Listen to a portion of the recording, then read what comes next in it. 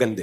دیکھو جب ہم پیغمبر صلی اللہ علیہ وسلم کو نبی مان لیا, یا تو مانتے نہیں مانتے تو جمعہ پڑھنے کی ضرورت نہیں تھی. جمعہ نہیں, عیسائی پڑھتے ہیں جمعہ, آپ سب جمعہ پڑھنے آئے ہو تو اس کا مطلب مانتے ہو نا, ورنہ کیا مل رہا ہے جمعہ پڑھ کے آپ. تو جب مانتے ہو تو پھر بھائی ومن اصدق من اللہ قیلا, اللہ کہتے ہیں اللہ سے زیادہ اچھی بات سچی بات کسی کی بولو نہیں ہو سکتی. تو اللہ نے جب کہہ دیا جھوٹ پھنسواتا ہے, سچ نجات دلاتا ہے. اللہ نے جب کہہ دیا وَمَن يَتَوَكَّلْ عَلَى اللَّهِ فَهُوَ حَسْبُهُ, جو اللہ پہ اعتماد کرتا ہے, اللہ پہ توکل کرتا ہے, اللہ اس کے لیے کافی ہو جاتا ہے. تو پھر ہمیں کس پہ توکل کرنا چاہیے؟ اللہ. پھر یہ سیکولر لبرل لوگوں کی باتیں چھوڑ دو جو یہ کہتے ہیں کہ ایکچولی یہ تربیت نہیں ہو پائے گی, فلاں نہیں ہو پائے گا, یہ سب ان کی باتیں ہیں. ان کے اپنے بچوں کی تربیت دیکھ لو آپ. تو منفیت چھوڑ دو میرے بھائی, مثبت دماغ رکھو, اچھا سوچنا شروع کر دو. اللہ نے ہمیں منفی سوچنے کا حکم دیا ہے یا مثبت سوچنے کا حکم دیا ہے؟ ہاں, میں اپنے دوست کا واقعہ سنا رہا تھا, ان کو میں نے میسج بھیجا, میں نے کہا دیکھو انڈیا بھی اب کہہ رہا ہے کہ یار عزت مل رہی ہے, اور امریکہ بھی اب پاکستان کو عزت دے رہا ہے. تو انہوں نے کہا اب مفتی صاحب یہ 10 سال پہلے ڈونلڈ ٹرمپ کے یہ امریکہ کے ساتھ پاکستان کا ایک پلان تھا 10 سال پہلے کہ پہلے ایسا ہوگا کہ میں مودی سے حملہ کرواؤں گا, پھر تمہاری مدد کر کے انڈیا پہ حملہ کرواؤں گا, اس سے تمہاری ہو جائے گی بلے بلے, پھر اس کے بعد میں ایران کو بولوں گا امریکہ پہ اٹیک کرے. پہلے میں ایران پہ اٹیک کروں گا, پھر ایران کو میں نے سمجھایا ہوا ہے تمہیں کوئی نہیں پوچھ رہا, میں اٹیک کر کے تم کو ہیرو بناؤں گا, پھر تم اٹیک کرو گے, تمہاری بھی بلے بلے ہو جائے گی. تو پھر دونوں مل کے میرے ساتھ مل کے گریٹ اسرائیل کے پروگرام میں شرکت کرنا. یہ آج کی بات ہے, آج کی. میں نے کہا یار بہت زیادہ ہو گئی یار, میں نے کہا بہت زیادہ ہو گئی ہے. میں نے ان سے کہا, میں نے کہا بھائی آپ کو بات سمجھانا ایسے ہے جیسے اونٹ کو رکشے میں بٹھانا, میری بس ہو گئی ہے مجھ سے, خدا کے لیے. میں 1 ہفتے سے اس کا ذہن صاف کر رہا ہوں اپنے دوست کا, کیونکہ اچھے لوگ ہیں, دیندار لوگ ہیں یار. آدمی کہتا ہے نا اچھے لوگوں کو سنبھال کے رکھو, غلط ہاتھوں میں نہ چڑھ جائے. میں نے کہا میری بس ہو گئی. آپ سن رہے ہو؟ میں نے کہا میری کیا ہو گئی ہے, بس. ان کے ساتھ بھی ایک واقعہ دلچسپ.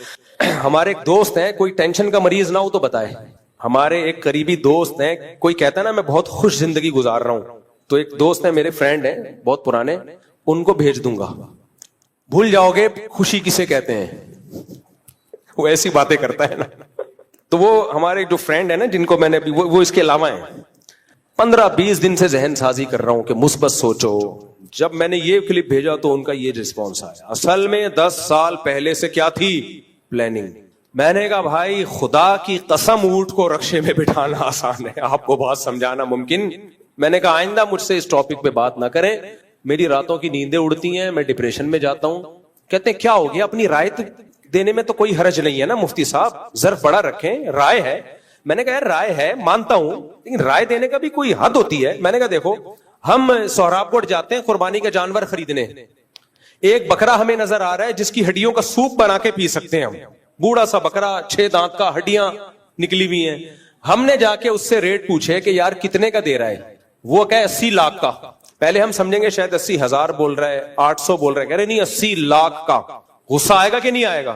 میں کہہ رہا ہوں یار تو خالی میں نے بکرا مانگا ہے, تجھ سمیت نہیں مانگا میں نے, خالی بکرا. تو کیا آپ کو غصہ کیوں آ رہا ہے؟ رائے دینے میں تو انسان خود مختار ہے. بھائی صاحب رائے کی بھی کوئی لمٹ ہوتی ہے نا یار, سوپ کے اتنے پیسے لے رہے ہو سوپ کے, اور اس کا بھی یقین نہیں ہے کہ نکلے گا کہ بھی نکلے گا کہ بھی نہیں نکلے گا, یہ بھی نہیں پتا. حد ہوتی ہے نا کوئی. آپ 80,000 بھی بول دیتے تو ہم کہتے یار بس کرو. تو 10 سال پہلے سے پلاننگ چل رہی ہے, امریکہ اور انڈیا اور پاکستان, ایران نے خاندانی کام کیا, جو بھی اس نے کرنا تھا کیا, اکیلا کھڑا ہوا ہے پوری دنیا کے مقابلے میں. تو اب اس پہ تو تعریف بنتی ہے. ٹھیک ہے جو منفی چیزیں ہیں وہ منفی ہیں, لیکن یہ موقع تو ابھی اتحاد کا ہے نا میرے بھائی, یہ موقع تو اتحاد کا ہے. نہیں ایکچولی یہ خود ہی مروا رہا ہے, خود ہی کروا رہا ہے, خود ہی. ابے 2 آرمی چیف اڑوا دیے خود ہی, کیا ہو گیا میرے بھائی, بس کرو یار. اپنا آرمی چیف اپنے آپ کو بھروا رہا ہے. تو یہ کھوپڑی میں آنے والی باتیں نہیں ہیں. خدا کے لیے مثبت سوچنا سیکھو. اور یہ میں نہیں کہہ رہا, یہ اللہ کا حکم ہے. اللہ نے کیا فرمایا, ان بعض الظن اثم, بدگمانی سے بچو, اس لیے کہ بہت ساری بدگمانیاں گناہ ہوتی ہیں, وہ غلط ہوتی ہیں. مثبت سوچنے سے صرف آخرت میں فائدہ نہیں ہوتا, دنیا میں بھی فائدہ ہوتا ہے, صحت اچھی ہوتی ہے, خوش رہتا ہے آدمی. جو منفی سوچتا ہے وہ منفی سوچ سوچ کے نفسیاتی بن جاتا ہے, تھوڑے دنوں میں ڈاکٹروں کے پاس جاتا ہے علاج کرنے کے لیے, کیونکہ اس کو ہر چیز سازش نظر آتی ہے. جیسے عاملوں کے پاس آپ چند دن بیٹھ گئے نا, عامل کہے گا فلاں نے جادو, فلاں نے کالا, فلاں نے پیلا علم, فلاں نے یہ کیا ہوا. تھوڑے دن کے بعد آدمی کو ہر جگہ جن, چڑیل, بھوت. وہ سمجھتا ہے کہ جو میری بیوی ہے ہو سکتا ہے یہ چڑیل ہو, بیوی کے روپ میں آئی ہوئی ہو. میں نے دیکھا ہے یہ حالت ہو جاتی ہے عاملوں کے پاس بیٹھ کے. یہ چڑیل, اس نے یہ کر دیا, اس نے جن بھیج دیا, اس نے بندش لگا دی, اس نے یہ کر دیا, اس نے وہ کر دیا, ہر وقت الٹا سیدھا سوچتے رہیں گے. تو یہی حال ہو جاتا ہے منفی سوچنے کا. علماء کے خلاف لوگ منفی بہت سوچتے ہیں. ٹھیک ہے بھائی, 2 نمبر لوگ ہر جگہ ہوتے ہیں, 1 نمبر بھی ہوتے ہیں, 2 نمبر بھی ہوتے ہیں. آپ سبھی کو لپیٹنا شروع کر دیتے ہو. مدرسوں کے خلاف لوگ بہت منفی سوچتے ہیں. بھائی 2 نمبر بھی ہوتے ہیں لیکن 1 نمبر بھی ہوتے ہیں. ضروری نہیں کہ ہر مولوی کھا رہا ہو بیٹھ کے پیسے, جس کے پاس بھی پیسہ ہو وہ 2 نمبر ہی ہو, یا جو مدرسہ بھی ہے اس میں پیسہ غلطی استعمال ہوتا ہو. یہ کیسے ہو سکتا ہے؟ اللہ علماء کو گمراہی پہ تھوڑی جمع کرے گا.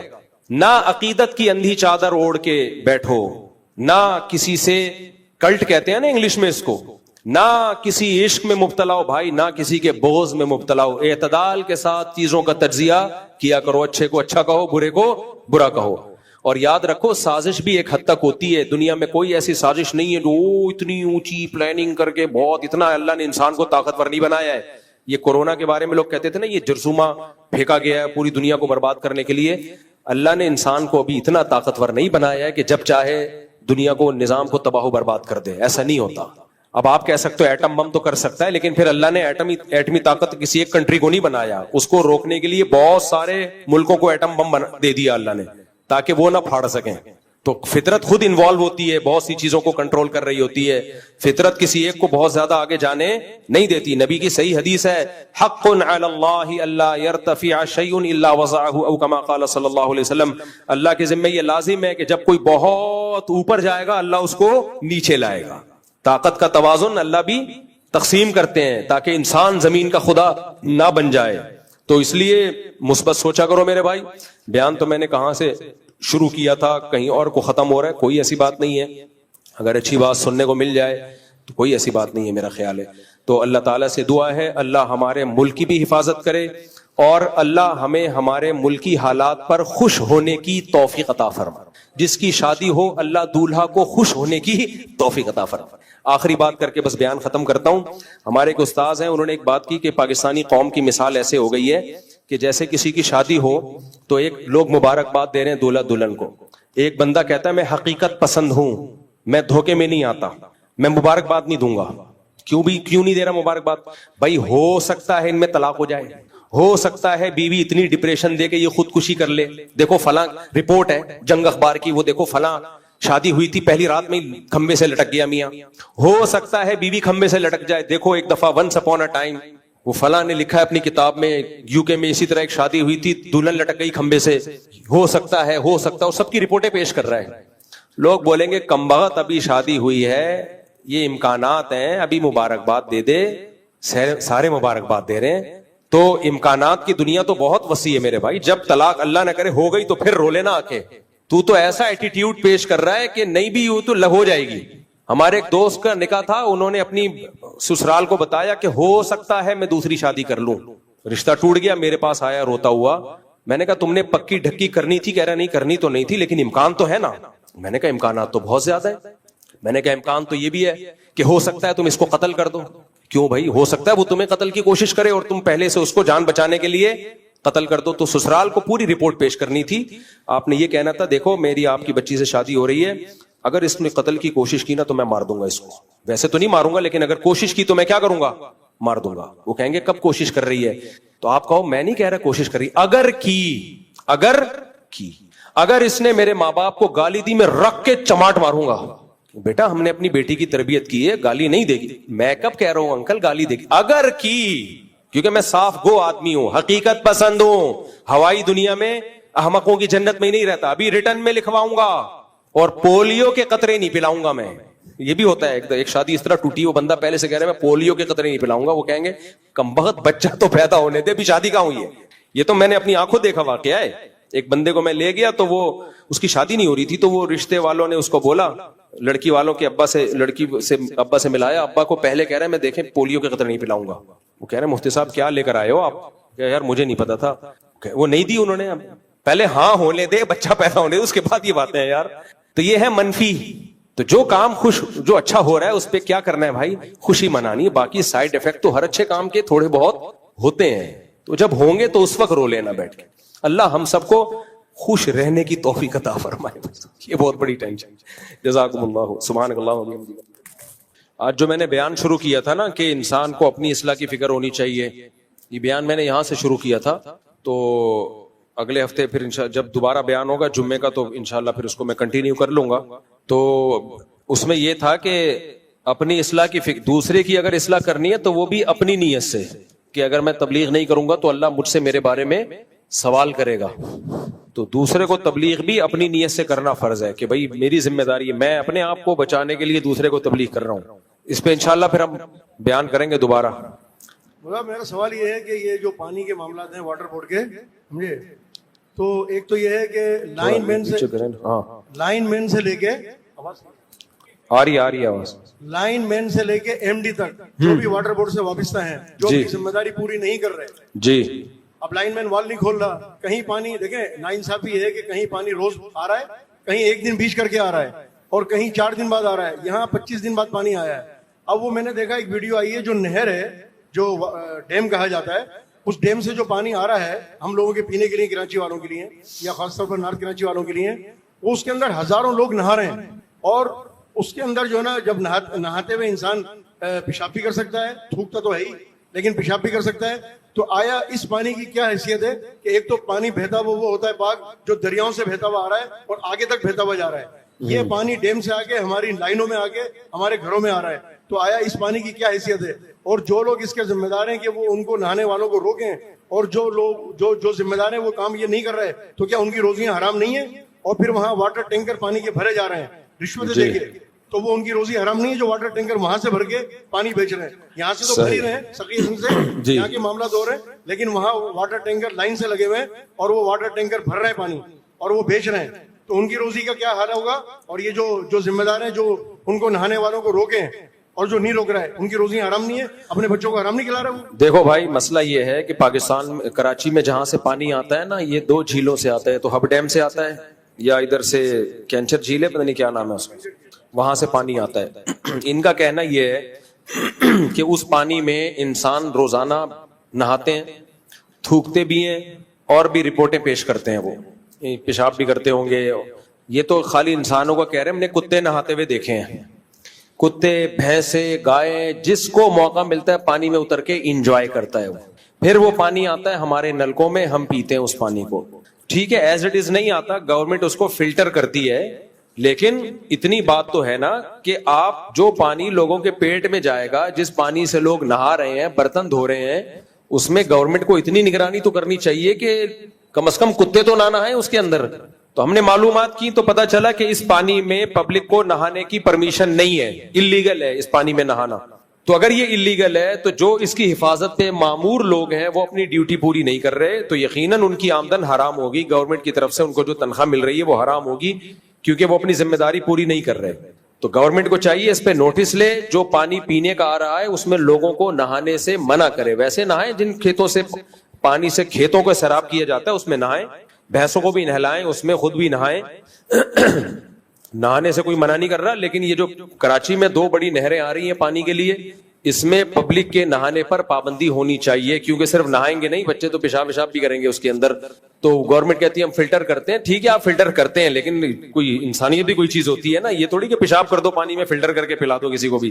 باقی وہ پانی ناپاک نہیں ہوتا, کیونکہ بہتا ہوا پانی ہے, جب تک اس میں بدبو نہیں آئے گی وہ ناپاک نہیں کہلائے گا.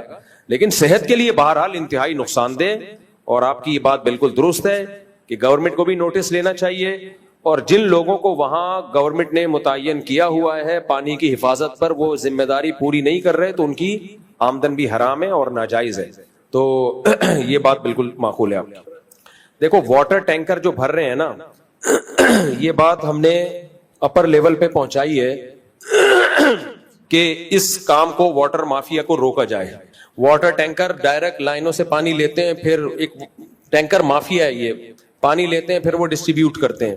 تو جب ہماری اعلیٰ عہدیداروں سے اس بارے میں بات ہوئی، رینجرز والوں کی بات کر رہا ہوں، جو سندھ گورنمنٹ ہے اس کی بات نہیں کر رہا، تو ہمیں یہ بتایا گیا، جواب یہ دیا گیا، اب وہ جواب صحیح ہے غلط ہے وہ فیصلہ آپ خود کریں۔ وہ جواب یہ دیا گیا ہے کہ سندھ گورنمنٹ لوگوں کو پراپر وے میں پانی دے نہیں رہی، کہیں پانی اتنا آ رہا ہے کہ ندیاں کی ندیاں بہ رہی ہیں، کہیں نلکا کھولو تو ہوا کے علاوہ کچھ بھی نہیں آتا۔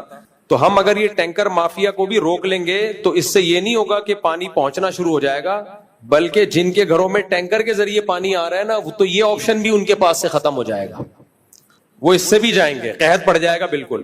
تو جب تک یہ پانی کی لائنوں کا پورا سسٹم صحیح نہیں ہو جاتا، اور یہ گورنمنٹ کرے گی، تو جب تک یہ سسٹم صحیح نہیں ہو جاتا کہ پانی کی ڈسٹریبیوشن صحیح ہو، اس کی ایک آسان مثال دیتا ہوں۔ ہم نے اعلیٰ عہدیداروں سے بات کی کہ آپ اسمگلنگ کو مکمل کیوں نہیں بین کر دیتے، چوری چھپے بہت سی جگہوں پہ چھپڑ میں اسمگلنگ ہو رہی ہے اور وہاں حکومتی لوگ بیٹھے ہوئے ہوتے ہیں۔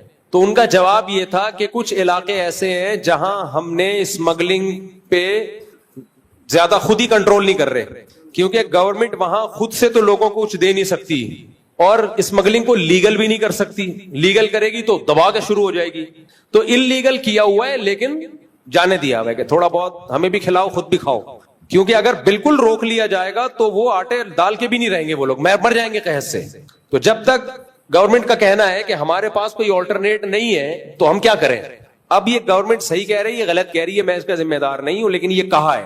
تو یہ ٹینکر مافیا کا بھی ایسا ہی ہے، اگر 100% اس کو بند کر دیا، روک دیا، تو ہمارے گھر تو ٹینکر سے پانی آ رہا ہے بھائی، پتا چلا لائن سے بھی گئے اور ٹینکر سے بھی گئے۔ تو ٹینکر مافیا کو بین کرنا چاہیے، لیکن اس سے پہلے لائنوں میں تو پانی دو، تو پہلے لائنوں میں پانی آنا شروع ہو جائے، پھر ہم ٹینکر مافیا کے خلاف جلوس نکالیں گے انشاءاللہ۔ صلو علی الحبیب۔ چلو بھائی اگلا سوال، ٹھیک ہے۔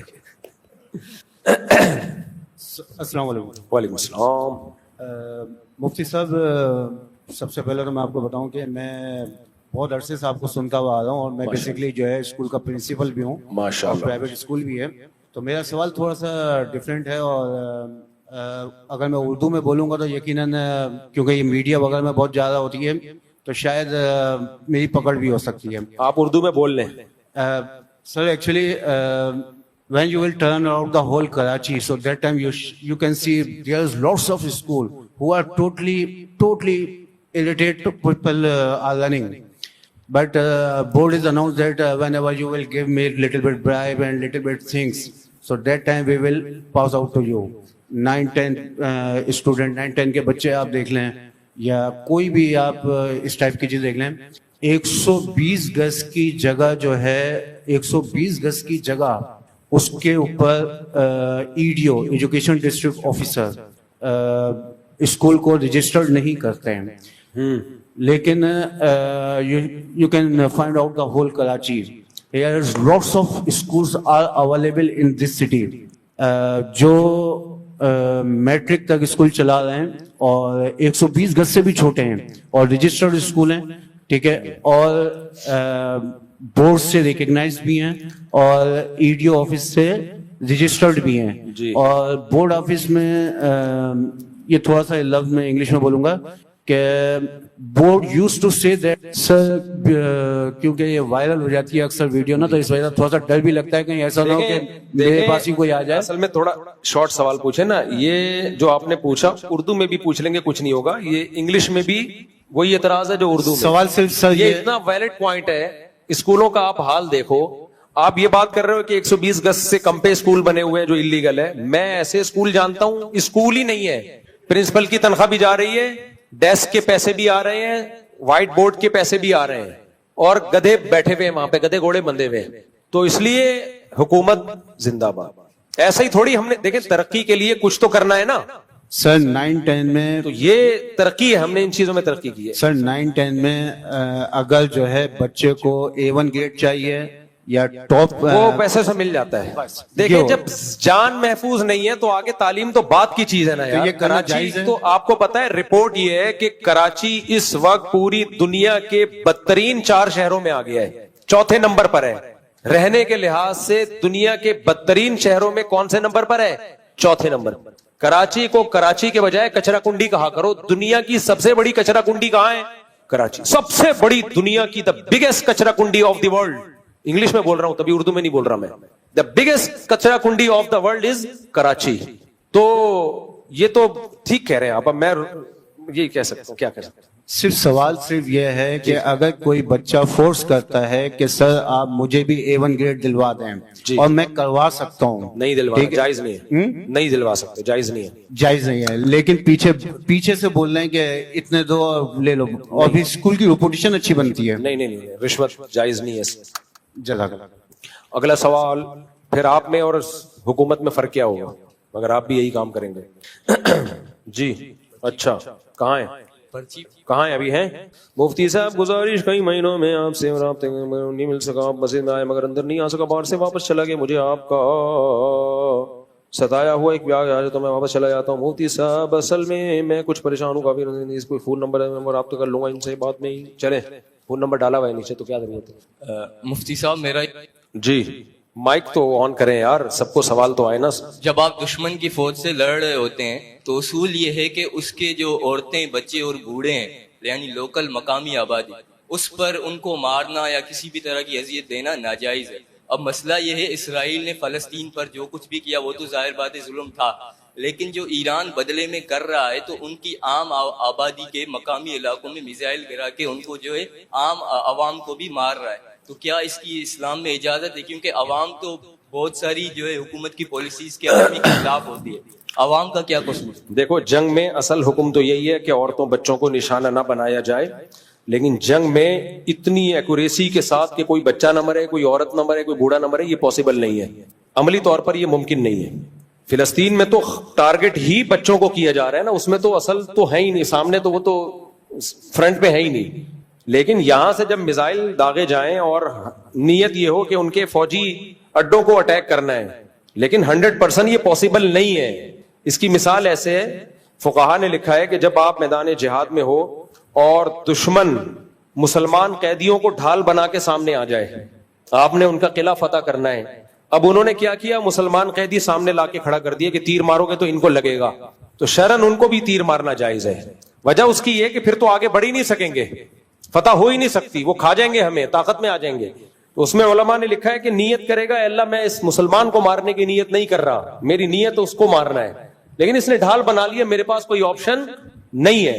तो जंग में ये मुमकिन नहीं है कि जी बिल्कुल आपने जिसका निशाना बनाया उसी की खोपड़ी पे जाके मिसाइल लगे, ये पॉसिबल नहीं है. अब पाकिस्तान ने इंडिया पे जो अटैक किया, उनकी फौजी तनसीबात को निशाना बनाया है, लेकिन क्या बिल्ली नहीं मरी होगी उसमें, क्या गाय नहीं मरी होंगी उसमें? तो उसमें बेगुनाह लोग भी वो मरते हैं, वो रोकना मुमकिन नहीं होता, मुमकिन नहीं होता. हाँ, हदफ ही बेगुनाह लोगों को बनाया जाए, ये हराम है, नाजायज है. तो एक बुजुर्ग बयान कर रहे थे कि गोरबाचोव था ना जो अफगानिस्तान में आया था, रशिया का सदर, कैसा बेड़ा गर्क किया उसने अफगानिस्तान का, 16 लाख अफगानी शहीद कर दिए थे जब नहीं रशिया का इनकलाब आया था. तो एक बुजुर्ग बयान कर रहे थे, हाय गोरबाचोव ने जुल्म किया, बेचारा जहन्नम में जाएगा, मैं चाहता हूं वो ईमान ले आए और मैं उसको जन्नत में ले जाऊं, हाय हाय हाय हाय. तो एक अफगानी बैठा हुआ था, उसने तो लाशें देखी थी ना अफगानिस्तान में, उसने कहा मौलवी साहब गोरबाचोव कयामत में मिले ना, उसको भी कूटूंगा, तुझे भी पकड़ के कूटूंगा साथ में. गोरबाचोव को तो छोड़ूंगा नहीं, तुझे भी नहीं छोड़ूंगा.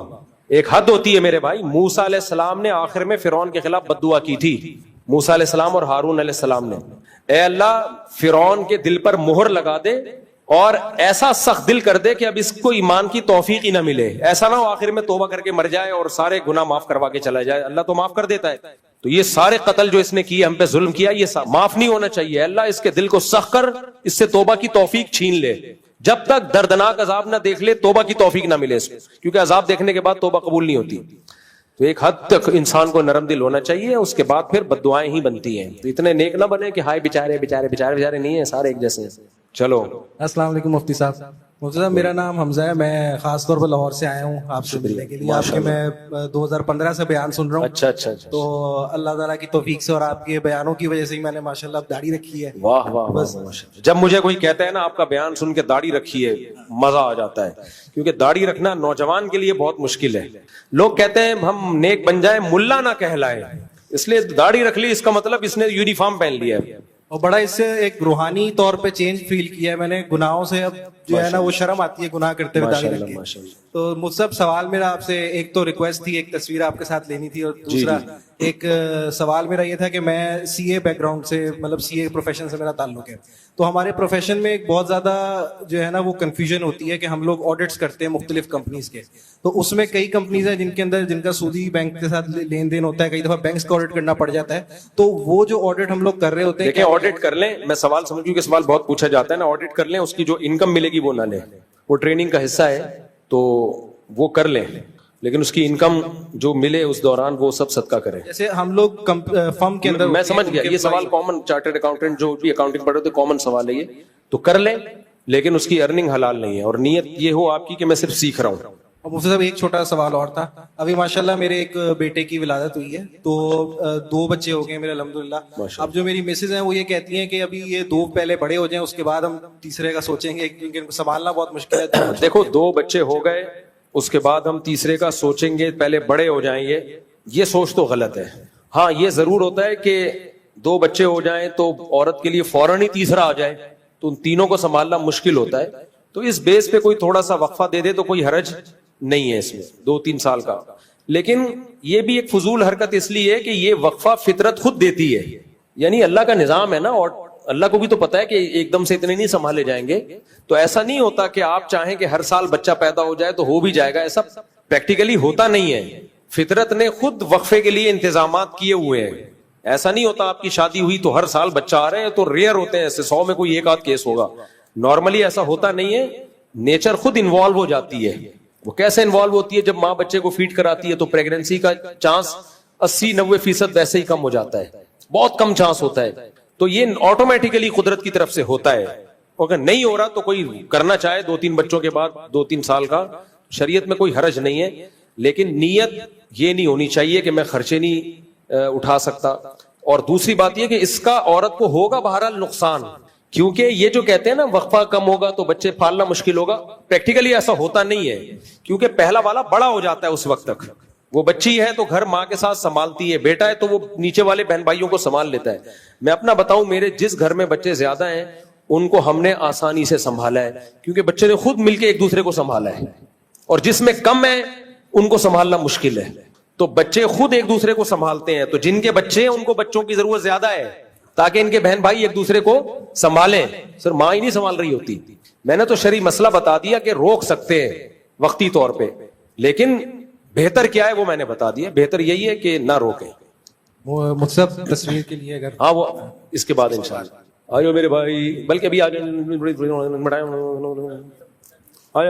تیرا بچہ, آپ کا بچہ, یعنی میرا بچہ, تیرا بچہ کہہ رہا تھا, پرنسپل صاحب کا بچہ. السلام علیکم, جلدی سے, شاباش, nice to meet you, how are you, fine. دبا دے دبا دے دبا دے, ادھر دیکھو ادھر دیکھو, شاباش. لاہور والے, لاہور اسٹیشن, وعلیکم السلام. لسی, سجی کے پائے, کھجی کے پائے, کیا لکھا ہوا ہے یار, پڑھ کے سناؤ کیا لکھا ہوا ہے. پینسل سے لکھا ہوا ہے اتنا ہلکا ہلکا. اور کوئی سوال؟ میرا نام, میرا تعلق میڈیکل فیلڈ سے ہے. میرا سوال ہے نام عبد الصمد کمیشن بھائی کہہ رہے ہیں کہ وہ کہتے ہیں کہ اگر کمیشن دینے سے قیمت میں فرق پڑتا ہے, کمیشن پہ بہت سے لوگ کام کرتے ہیں, جائز ہے کام کرنا کمیشن پہ بھی, اس میں کوئی شریعت نے ناجائز نہیں قرار دیا. چاہے دواؤں کی قیمت میں فرق پڑ رہا ہو تو اس سے کیا فرق پڑتا ہے, وہ تو پڑے گا, نیچرل ہے یہ, دھوکہ نہ ہو کسی کے ساتھ. گائے کی پڑھنا, کوئی کیا بول رہا ہے بھائی, گانے کی لیرک پڑھنا, گانا صرف بیوی کو سنا سکتے ہیں, اس کے علاوہ گانے گنگنانا گانا جائز نہیں ہے, صرف بیوی کے لیے جائز ہے. اور اس کو سناتے ہوئے موت آتی ہے انسان کو, آدمی کہتے ہیں تجھے کیوں سناؤں. تو جو پرانے گانے یاد ہیں, لوگ کہتے ہیں گانا سنانے کے لیے, تو سننا بھی نہیں, سننا نہیں ہے. پرانے یاد ہوتے ہیں, بعض دفعہ بسوں میں نہ چاہتے ہوئے بھی گانا. اب ہم کبھی بس میں, پہلے اب تو چھوڑ دیا سفر سیکیورٹی کی وجہ سے, کبھی زندگی میں جو پرانے گانے سنے ہوئے تھے بس میں جاؤ, وہ لگتا ہے تو یاد آ جاتے ہیں. گانا نہیں بھولتا انسان, تو وہ پرانے گانے یاد آ جاتے ہیں. وہ پرانے گانوں کی شاعری بھی ہوتی تھی, ٹائٹ قسم کی شاعری. تو لڑکے بتاتے ہیں, لونڈے لپاڑے بتاتے ہیں کیا آ رہا ہے, ٹیشن کے علاوہ کچھ بھی نہیں ہے. پہلے گانوں میں شاعری ہوتی تھی, وہ گانے آپ بیوی کو سناؤ, بیوی بھی کہے گی ماشاءاللہ آج پتہ چلا آپ کو مجھ سے محبت ہے. یہ ہماری ارینج میرج نہیں, ہماری محبت کی شادی. لیکن بیوی کو گانا سنانا دنیا کا سب سے مشکل کام. انٹی کا فون آ جائے پوری فلمیں سنا دے گا اس کو, اسٹوریاں سنا دے. اچھا میرے بھائی, اچھا بیوی کو کبھی سنا بھی رہا ہوں تو بیوی سمجھتی ہے مجھے کہہ رہا ہے یہ, حالانکہ آدمی کسی اور کی نیت کر کے کھا رہا ہوتا ہے. کچھ خواتین کہتی ہیں ہمارے شوہر محبت میں گانے سناتے ہیں. کہتا ہوں بھائی اتنا نیک مارکیٹ میں شارٹ چل رہے ہیں, شارٹ چل رہے ہیں. اچھا میرے بھائی, وہ مسجد کو یتیم اور پتہ نہیں کیا لکھا ہوا ہے, غریب کرنا نامناسب. اچھا میں نے اپنی مسجد کے بارے میں کہہ دیا ہماری مسجد بیچاری یتیم اور غریب ہے. یہ صاحب کہہ رہے ہیں اپنی مسجد کو یتیم اور غریب کہنا ٹھیک نہیں ہے. میرے بھائی ادب کا نا, ادب کا کو مسلط نہیں کرو اپنے اوپر. اس میں مسجد کی توہین نہیں تھی, مسجد کی قسمہ پرسی بیان کرنا مقصد تھا. تو اتنا زیادہ نہیں ایکسٹریم لیول پہ جاؤ. نبی صلی اللہ علیہ وسلم نے فرمایا لا تشددوا فیشدد اللہ علیکم, اپنے اوپر خامخواہ کی سختیاں مت لگاؤ, اللہ بھی کر دے گا سختیاں. اب ایک مولوی صاحب نے قرآن کے ادب پہ بیان کیا, اتنا سخت بیان تھا وہ, لوگوں نے واہ واہ تو کر لی, لیکن میں نے کہا پریکٹیکلی یہ ممکن نہیں ہے. اب دیکھو میں کرسی میں بیٹھا ہوں, کوئی یہاں قرآن رکھ کے بیٹھا ہوا ہے, تو ہم کیا کہتے ہیں ٹھیک ہے جائز ہے, کیونکہ اگر اس پہ پابندی لگا دی تو پھر ایک بھی آدمی کرسی پہ بیٹھا ہوا ہے, کوئی بھی زمین پہ بیٹھ کے قرآن پڑھ ہی نہیں سکتا. اس کو زمین سے اتارنا پڑے گا یا سب کو کرسیوں پہ بٹھانا پڑے گا. شروع میں ایسا ہوتا تھا جب اوپر پورشن میں لوگ بیت الخلا بھی بناتے, نیچے والے پورشن میں قرآن رکھا ہوا ہوتا, لوگ کہتے ہیں ہمارے گھر کے اوپر پورشن میں لوگ سو رہے ہیں, واش روم جا رہے ہیں, نیچے والے پورشن میں الماری میں قرآن رکھا ہے, یہ بے ادبی تو نہیں ہے؟ بعض لوگوں نے کہا یہ بے ادبی ہے, اوپر بیت الخلا نیچے قرآن. ہم نے اسی وقت فتویٰ دیا بھائی یہ بے ادبی نہیں ہے, اوپر کا پورشن بالکل ایک الگ چیز ہے, نیچے کا پورشن بالکل ایک الگ چیز ہے. تو اپنے اوپر اتنا ادب مسلط کرو جو افورڈ کر سکو. اب قرآن رکھا ہوا ہوتا ہے پیچھے, سعودی عرب میں ہم نے دیکھا ہے پیچھے لوگ قرآن پڑھ رہے ہوتے ہیں, لوگ آگے بیٹھے ہوئے ہوتے ہیں, ان کی پشت ہو رہی ہوتی ہے. ہمارے یہاں یہ کر ہی نہیں سکتے آپ, پیٹھ ہو رہی ہے. اس کا نتیجہ کیا نکلا, پچھلی صفوں میں بیٹھ کے کوئی آخر تک قرآن ہی نہیں پڑھ سکتا. تو ادب کریں اعتدال سے, اتنا نہ مسلط کریں کہ زندگی گزارنا مشکل ہو جائے. ایک بیچارے بزرگ آیا کرتے تھے مجھ سے ملنے, اللہ ان کی عمر میں برکت دے, اگر دنیا سے چلے گئے اللہ مغفرت فرمائے. وہ بہت زیادہ ادب سے بات کرتے تھے مجھ سے, آتے پہلے درود شریف پڑھتے, بڑے احترام کر رہے ہیں آپ مفتی ہیں, تو اتنا زیادہ القابات عرض کیا تھا. احقر کو گوناگوں مصروفیات کے باعث آپ سے ملاقات نہیں ہو پا رہی تھی, تو اب بڑے عرصہ دراز کے بعد آپ کا دیدار مبارک نصیب ہوا, تو کچھ گزارشات پیش خدمت ہیں. مجھے پسینے چھوڑ جاتے تھے. ایک دفعہ تو میں نے افورڈ کیا, دوبارہ وہ آ رہے ہوتے تھے میں راستہ بدل لیتا تھا کہ بھائی بہت مشکل کیس ہیں. ان پہ انڈیا کے تھے, کہیں لکھنؤ کے, تو وہ ویسے میں ان کا احترام کرتا تھا, بوڑھے ہیں خیریت ویریت, لیکن جب کوئی بات پوچھنے آتے میری ٹانگیں کپ کپانا شروع. تو میں نے کسی سے کہا, میں نے کہا یار یہ ہمارے لیے قابل احترام ہے, ان سے بولو کہ بس ٹو دا پوائنٹ بات پوچھ لیا کریں, آپ بھی سکون میں رہیں گے اور میں بھی. پھر بھی بوڑھے کا پھر بھی میں برداشت کر لیتا ہوں. اب بھی کچھ بوڑھے ایسے ہیں بڑی لمبی تمہید, ان کو تو میں یہ سوچ کے برداشت کر لیتا ہوں یار بڑھاپا ہے چلو برداشت. جوان آدمی پہ یہ سوٹ نہیں کرتا. آؤ ملو, السلام علیکم مفتی صاحب خیریت سے ہیں, بہت خوشی ہوئی آپ سے مل کے, یہ مسئلہ پوچھنا تھا, یہ اس کا جواب ہے, السلام علیکم. وعلیکم السلام, شاباش. تو یہ جو ادب بہت زیادہ مسلط ہوتا ہے یہ عذاب جان بن جاتا ہے. کل ایک تقریب میں ہم تھے, ایک میٹنگ تھی, اس میں سب لوگ اپنی رائے دے رہے تھے حالات سے متعلق, ٹو دا پوائنٹ بات کر کے. ایک مولوی صاحب کے ہاتھ میں مائک آیا, ان کو دیے گئے 2 منٹ میں آپ اپنی بات کریں. وہ کیسے شروع کی, الحمدللہ نحمدہ ونصلی علی رسولہ الکریم اما بعد فاعوذ باللہ من اتنا لمبا خطبہ. اس کے بعد پھر انہوں نے تجوید کے ساتھ تمام حضرات کا میں دل سے شکر گزار ہوں, اللہ سے امید ہے آئندہ بھی ہم اسی طرح ملتے رہیں گے. میں نے ساتھی سے کہا مشکل کیس ہے, میں نے کونی ماری, میں نے کہا بھائی یہ بہت مشکل کیس ہے. میں نے کہا کوئی فارورڈ کا بٹن واٹس ایپ میں تو ہوتا ہے, آہستہ بول رہے ہیں نا آپ, ڈبل اسپیڈ کر دو. میں نے کہا کوئی ایسا سافٹ ویئر بناؤ, سب سے پہلے میں خریدوں گا, جو اس طرح بول رہا ہوگا جا کے اس کے لگا دو. وہ کیا ہوا, 2 منٹ کی بات 20 منٹ میں کیے اور لوگ اٹھ کے جانے لگے. ابے ٹو دا پوائنٹ بات کرو, چلاؤ یار آگے. تو یہ جو ادب ہے, مسجد کو یہ بول دیا, مسجد کو غریب بول دیا, بھائی کوئی بے ادبی کی نیت سے نہیں بولا ہے, مسجد کی حالت بتانے کے لیے. تو اس میں کوئی زیادہ نہ مسلط کریں. یہ اور کیا گانے, یہ محبت ہو گئی کزن سے, اس کی عمر زیادہ, آپ 17 سال کے ہیں, جس سے محبت ہو شادی اسی سے کرو میرے بھائی, چاہے 90 سال کی کیوں نہ ہو. ہوتی نہیں ہے 90 سال کی سے, لیکن ایک مثال دے رہا ہوں میں. اگر آپ کی عمر 17 سال ہے, کزن کی عمر 35 سال ہے, آپ کو اچھی لگ رہی ہے, ٹرائی مارو ایسی کی تیسی. میں نے خود ایسی شادیاں کرائی ہیں ایسی شادیاں. ہمارے محلے میں ایک لڑکا تھا, لونڈا لپاڑا بالکل, بمشکل 17-18 سال کا ہوگا, ہینڈسم اسمارٹ تھا. انٹی تھیں 35-40 سال کی, کنواری تھیں, پسند آ گیا ان کو. انٹی بھی انٹی تھیں, اس لڑکے کو پسند آ گئی, وہ شادی ہو گئی. لوگوں نے بہت تماشے کیے. آج ماشاءاللہ ان کے بچے ہیں. ابھی ملا مجھے پتہ نہیں 30-35 سال کے بعد, پرانا واقعہ ہے نا.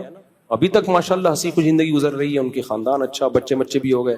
جب میاں بیوی راضی تو کیا کرے گا قاضی, ایسی کی تیسی. وَتُعِزُّ مَن تَشَاءُ وَتُذِلُّ مَن تَشَاء کی روشنی میں سمجھائیے کہ کیا اس سے مراد ہے جس شخص کو عزت مل رہی ہے وہ عزت کے قابل بھی ہے, مثلا ڈونلڈ ٹرمپ یا کوئی اور بھی شخص جس کا نام بھی نہیں لیا جا رہا. جس کو عزت مل رہی ہے وہ عزت کے قابل ہو یا نہ ہو. ہمارے ملک کو عزت مل رہی ہے, شخصیات کو نہیں دیکھا جاتا, اس کے پیچھے کنٹری کو دیکھا جاتا ہے. اگر آپ کا آرمی چیف سے اختلاف ہے 100 دفعہ کریں آپ اختلاف, جیسے ہمارا جنرل مشرف سے اختلاف تھا, آپ 100 دفعہ کریں.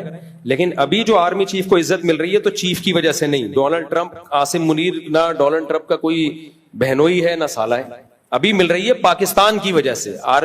اگر آرمی چیف کوئی اور ہوتا تو بھی ملتی, مشرف ہوتا تو بھی ملتی, باجوہ ہوتا تو بھی ملتی. تو ایک آرمی چیف کو نہیں دیکھا جاتا, اس کے پیچھے کنٹری کو دیکھا جاتا ہے.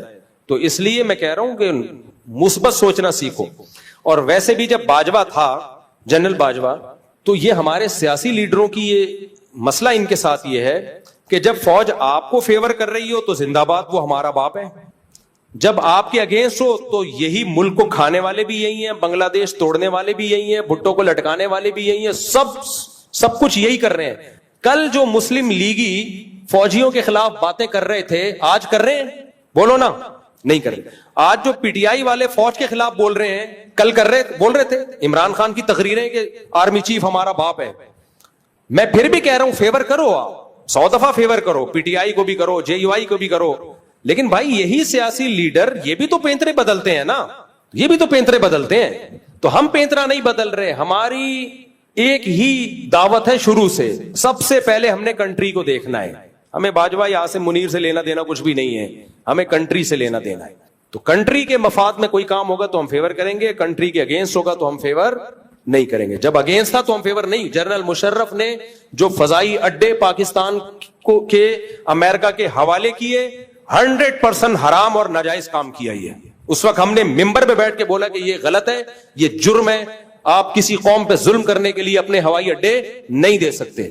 تو جو کام غلط ہے اس کو غلط کہا جائے گا, لیکن اعتدال کا دامن. آپ کچھ کہہ رہے میرے بھائی, کن کے پیچھے؟ نہیں, پھر جائز نہیں ہے ایسے کمیشن لینا کہ جس سے لے رہے ہو اس کو پتا نہیں ہے, وہیں سے کاٹ رہے ہو, پھر تو یہ دھوکا ہے نا. اور پہلا کیا سوال تھا, سوری؟ ہاں, مسلک کسی دوسرے مسلک کے پیچھے نماز پڑھنا, جب تک کسی مسلک میں شرک یا کفر نہ ہو تو اس کے پیچھے نماز جائز ہے. ابھی ٹیلی ویژن کے ایک پروگرام میں قاری خلیل الرحمان بیٹھے ہوئے ہیں اور ساتھ میں وہ بیٹھے ہوئے ہیں جو بریلویوں کے ہیں نا, مفتی حنیف قریشی صاحب بیٹھے ہوئے ہیں, اور بھی 2-4 لوگ بیٹھے ہوئے ہیں.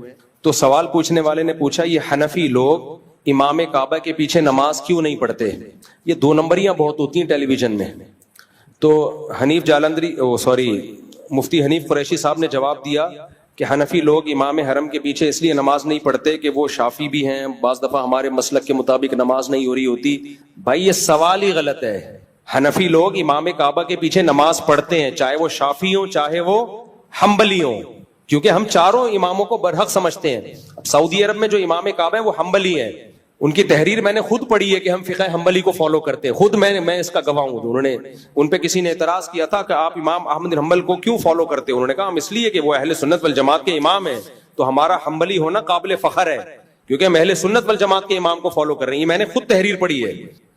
تو ہم ان کے پیچھے نماز پڑھتے ہیں, یہ سوال ہی غلط ہے. تو قاری خلیل الرحمان نے پھر کہا کہ یہ ایسا کرتے ہیں. پھر مفتی حنیف قریشی صاحب نے جواب دیا ہم اس لیے نہیں پڑھتے. تو بریلوی حضرات نہیں پڑھتے, جو ان کا ہی کرائے ہے. لیکن یہ کہنا کہ حنفی نہیں پڑھتے یہ غلط ہے. صرف بریلوی نہیں پڑھتے, وہ نہیں پڑھے, ان کی مرضی, ان کے پاس کیا لاجک ہے, اس لیے نہیں پڑھتے کہ وہ شافی ہیں, ہمارے مسلک کے حساب سے نماز صحیح نہیں پڑھ رہے, کیا کر رہے ہیں. لیکن ایسا ہمارا فتویٰ نہیں ہے. دنیا بھر میں حنفی صرف پاکستان میں نہیں ہے, ترکی سارا حنفی ہے, افغانستان سارا حنفی, امام بخاری کا وطن بخارا وہ سارا کیا ہے, میں تو خود گیا ہوں وہاں جا کے, میں نے دیکھا ہے, وہ بھی حنفی ہے. تو دنیا میں 50% سے زیادہ تو مسلمان حنفی ہیں, وہ سارے امام کعبہ کے پیچھے نماز پڑھتے ہیں, نماز پڑھنے کو جائز قرار دیتے ہیں. بلکہ ہم تو یہاں تک براڈ مائنڈیڈ ہیں کہ احناف کی رائے میں 1 رکعت وتر جائز نہیں ہے الگ سے. اس پہ کیا دلائل ہے میں انشاءاللہ ریکارڈ کرواؤں گا. لیکن پھر بھی ہم حرم میں کہتے ہیں کہ ان کے پیچھے 1 رکعت بھی پڑھ لو, چھوڑ دو اپنا مسلک. کیوں بھائی, امام حرم ہے تو کوئی بات نہیں, آپ اس میں فقہ حنبلی کو یا فقہ شافعی کو فالو کر لو. دلائل تو دونوں طرف ہیں. اجتماعیت کی خاطر کیا کرو, 1 رکعت وتر میں بھی آپ حرم میں جا کے, کہیں اور نہیں, حرم میں آپ 1 رکعت وتر بھی ان کے پیچھے پڑھ لو. تو ٹی وی میں جو پروگرام ہے اس سے یہ میسج گیا ہے کہ گویا حنفی امام کعبہ کے پیچھے نماز نہیں پڑھتے. تو سوال کرنے والے نے بھی بددیانتی کی ہے, اور قاری خلیل الرحمان صاحب کو کہنا چاہیے تھا کہ حنفی پڑھتے ہیں. لیکن قاری خلیل الرحمان صاحب کو بھی نا, خلیل الرحمان ہی نام ہے نا, ایک تو میں نام غلط لے رہا ہوتا ہوں, ان کو بھی احناف کی حمایت کرتے ہوئے موت آتی ہے. پتا ہوتا ہے یہاں احناف درست ہیں, لیکن وہ مجال ہے کوئی طنز جتنے بھی ہوں گے, جہاں کوئی طنز کا موقع ملے گا تو کریں گے, طنز کا موقع ملے گا تو کریں گے. تو پھر فرقواریت تو آپ خود پھیلا رہے ہو. تو ان کو چاہیے تھا بولتے بھائی 99% حنفی امام کعبہ کے پیچھے نماز پڑھتے ہیں. ٹھیک ہے, مفتی حنیف قریشی صاحب نہیں پڑھتے ہوں گے, ان کی میرے مقصد کسی پہ طنز نہیں ہے, ان کی اپنی ایک رائے ہوگی. لیکن یہ الزام لگانا کہ سارے حنفی نہیں پڑھتے غلط ہے, پڑھتے ہیں. السلام علیکم مفتی صاحب. جی, یہ بالکل ایسا ہی الزام ہے جیسے عدالتی خلا پہ لگا دیا کہ یہ حنفیوں کی رائے کے خلا نہیں ہوتا. بھائی سب کی رائے خلا نہیں ہوتا. تو جس کو جو ٹھڑک نکالنی ہوتی ہے حنفیوں کا نام لے کے رگڑ دیتا ہے اس کو. السلام علیکم مفتی صاحب. میرا سوال یہ ہے کہ جو لڑکے جو پیٹرول پمپ پہ کام کرتے ہیں نا, جی, ان کو جو تنخواہ دی جاتی ہے وہ کیا حرام ہوتی ہے یا حلال ہوتی ہے؟ لڑکے جو پیٹرول پمپ پہ کام کرتے ہیں ان کی تنخواہ حرام کیوں ہوگی, حلال ہے. وہ جو پیٹرول کم کرتے ہیں نا, ان سے تو جو لڑکے کام کیا کر رہے ہیں پیٹرول پمپ پہ, جو پیٹرول کم ہوتا ہے نا, ان سے تو لڑکوں کا کوئی واسطہ نہیں ہوتا, وہ تو اندر آفس سے ہوتا ہے. بس اگر ناجائز کام کر رہے ہیں, پیٹرول بچا رہے ہیں اور بل صحیح نہیں بنا رہے تو پھر ناجائز ہے. لڑکے کام کر رہے ہیں ان کے بھی صحیح نہیں ہے, جو لڑکے کام کرتے پیٹرول پمپ پہ ان کے بھی آمدنی اگر کام ہی سارا دن یہی ہے دھاندلی تو پھر ناجائز ہے. کام دیکھا جاتا ہے, زیادہ کام کیا ہے, زیادہ کام جائز ہے تو تنخواہ کو جائز سمجھا جائے گا, اور ہمارے لیے ان سے ڈیلنگ حلال ہوگی. اور جو حرام ہے جتنا اس کو صدقہ کرنا پڑے گا, اور سارا ہی کام دھاندلی پر مشتمل ہے پھر جائز نہیں ہے. میرے بھائی جلدی لیڈیز گروپ کے ساتھ عمرہ کے بغیر محرم جا سکتی ہوں. خاتون نے پوچھا ہے کیا میں بغیر محرم کے عمرے پہ جا سکتی ہوں؟ گروپ کے ساتھ نہیں جا سکتی. جوان لڑکی بغیر محرم کے عمرہ یا حج کا سفر نہیں کر سکتی. ایسی باتوں کا فتویٰ غامدی صاحب سے لیا کریں. تو اس کو عام سفر پہ قیاس نہیں کیا جا سکتا, حج عمرے کے سفر کو.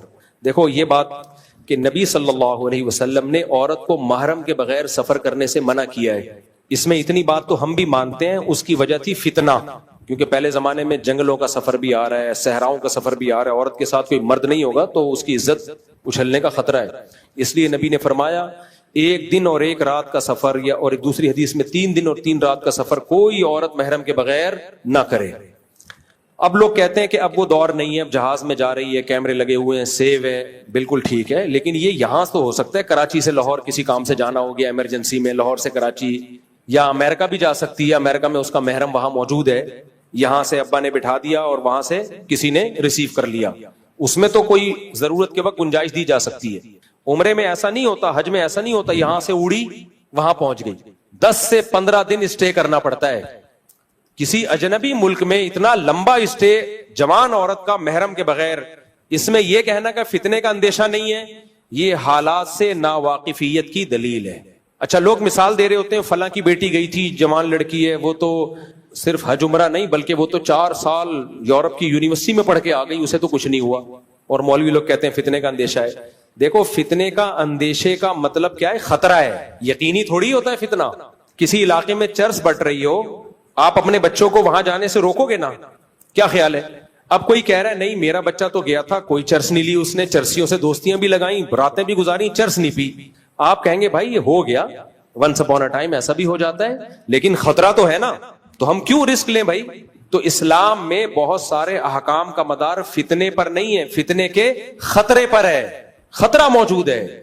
ورنہ بہت ساری بے پردہ عورتیں ہیں, ان کی عزتیں محفوظ, آج تک کسی نے ان کو نہیں چھیڑا. بہت ساری بے پردہ ہیں, تو کیا بے پردگی کی اجازت ہو جائے گی؟ یہی کہا جائے گا نہیں چھیڑا, خطرہ تو ہے نا, خطرہ تو ہے.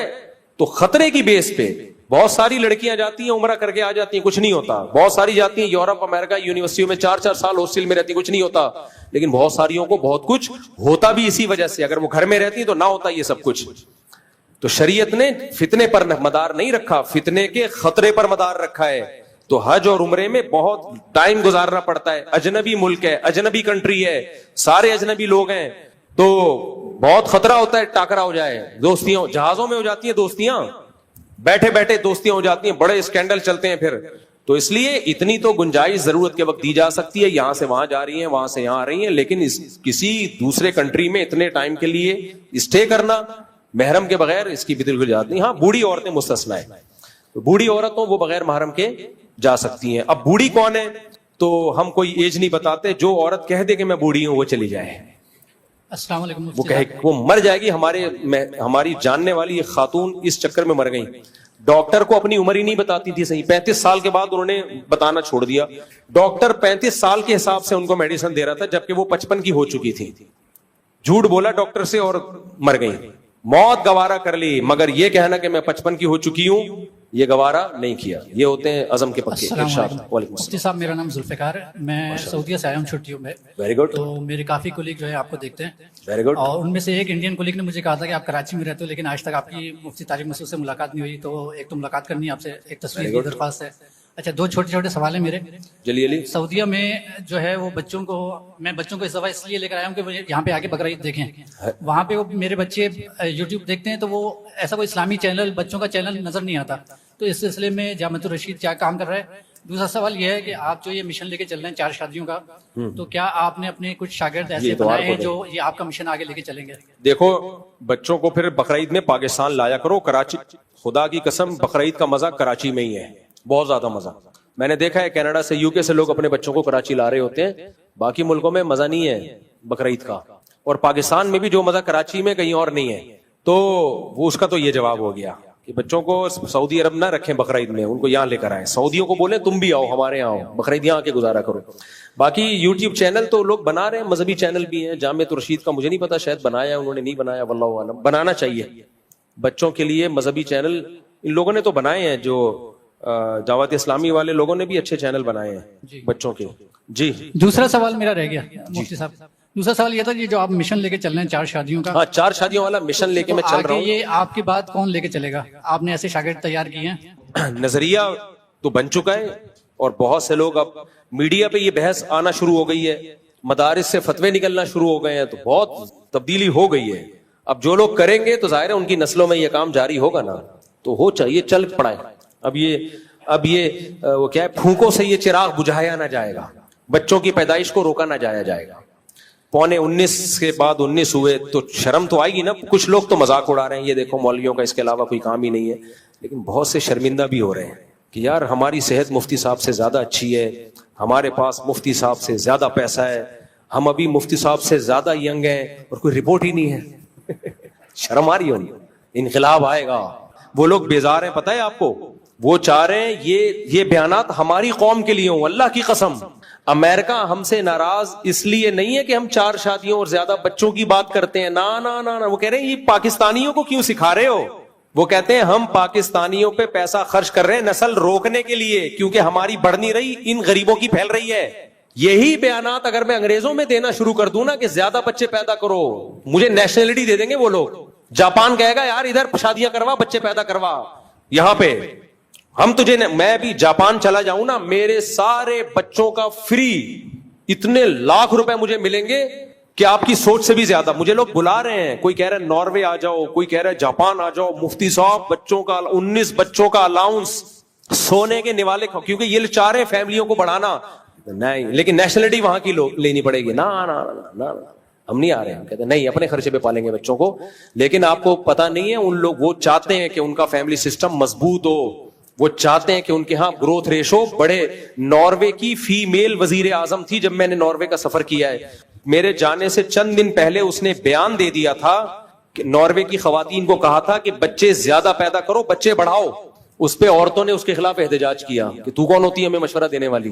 وزیر اعظم کی بے عزتی کر دی انہوں نے. وہ تو چاہ رہے ہیں.